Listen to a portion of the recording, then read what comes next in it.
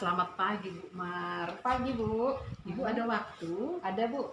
Iya Bu, saya mau cerita lah sebentar Bu. Silakan Bu. Apa itu Bu?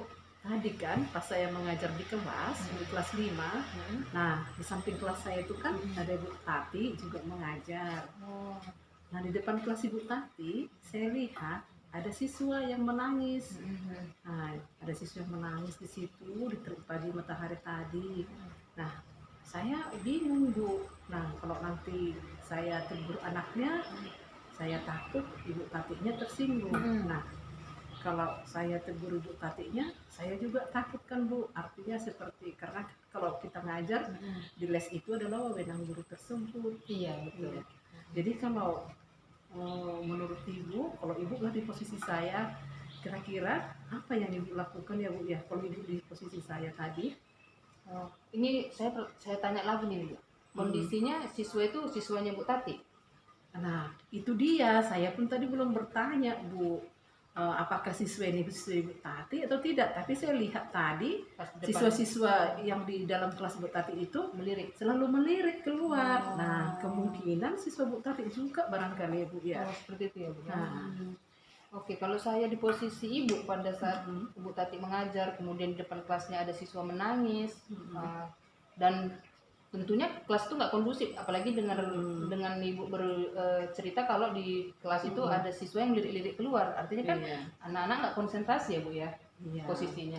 Kalau saya sih di posisi itu, saya kan hampiri anak itu dulu, karena mungkin kan gara-gara si anak ini juga akan menimbulkan tidak konsentrasinya siswa di dalam kelas, kan seperti itu. Saya akan hampiri si anak ini Bu, saya akan bertanya kenapa dia menangis dan kenapa dia harus berjemur di terik matahari yang kondisinya panas ya Bu ya saat itu. Apa penyebabnya? Apa karena dia terjatuh atau karena memang dihukum sama Bu Tati? Nah kalau dia posisinya karena terjatuh atau karena sesuatu yang bukan di hukuman dari Bu Tati, saya akan bawa anak ini tadi ke UKS, saya akan bawa. Tapi kalau kondisinya si anak itu dalam proses pembelajaran yang dilakukan Bu Tati, pendisiplinan belajar, ya saya tidak boleh ikut campur dalam hal itu Bu. Nah kemudian kalau yang saya lakukan berikutnya adalah ya menjumpai si Bu Tati, tapi selepas pembelajaran dia atau pas jam istirahat lah, seperti kita ini Bu lagi bercerita. Saya akan sharing sama si ibu itu apa sih yang terjadi tadi, kenapa harus dihukum si anaknya. Kalau memang anak itu dihukum karena untuk disiplin belajarnya, kan ada sih cara lain untuk kita dilakukan mengganti pola hukuman ini tadi kepada disiplin belajar. Tapi tidak langsung sih Bu, tidak langsung menginterupsinya ke dalam kelas, ya lebih pada saat kita seperti inilah, sharing-sharing seperti inilah Bu, saya akan bercerita sama sharing sama Bu Tatinya. Kalau saya sih seperti itu Bu.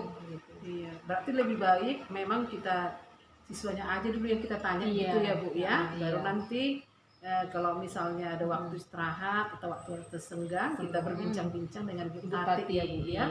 Oh iya. Karena kalau langsung kita interupsi ke kelas, itu kan hak dia, mau hukum siswa itu hak dia, hak guru itu gitu. Itulah etikanya. Mungkin seperti itulah cara si ibu guru ini untuk mendisiplinkan anaknya. Ya itu kan hak masing-masing sih Bu. Jadi kita nggak boleh langsung interupsi ke kelas seperti itu. Iya, terima kasih banyak sarannya ya Bu Maria. Nanti ini akan saya coba karena ya Bu ya. Iya Bu. Terima kasih ya Bu. Oke Bu.